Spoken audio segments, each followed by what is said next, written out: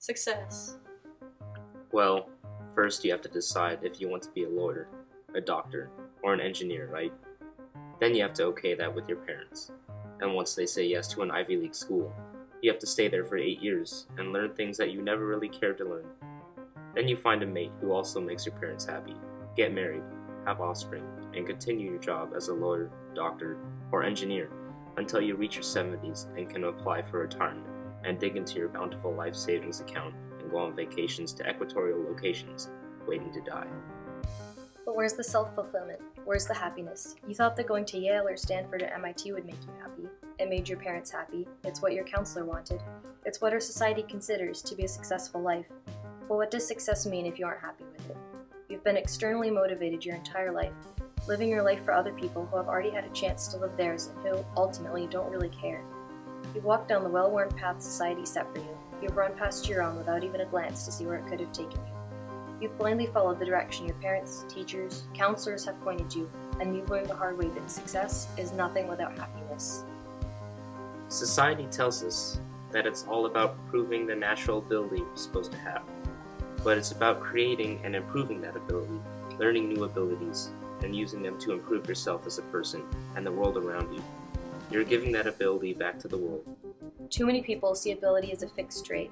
They think everyone has to have something they're automatically good at that's easy for them, that if you're good at something, you shouldn't need to work hard at it.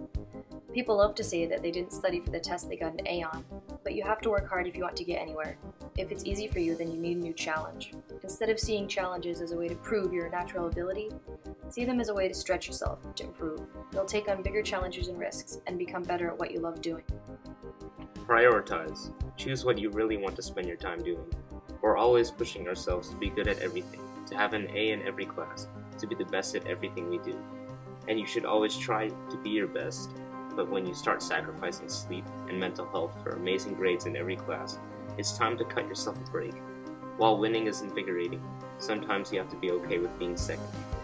Life is what you put into it, so you better know what you want to get out of it.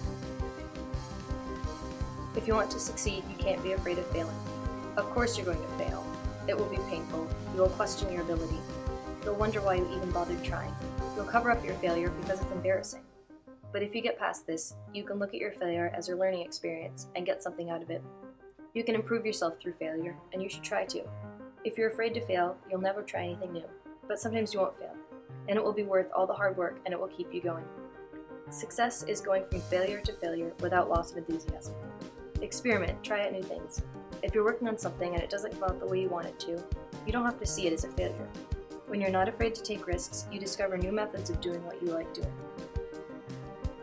Whatever you love doing, whatever you're willing to pour your heart and soul into, you'll be good at, and you will make a difference. This is your life, so live it for yourself.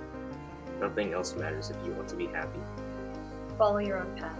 And no one else's.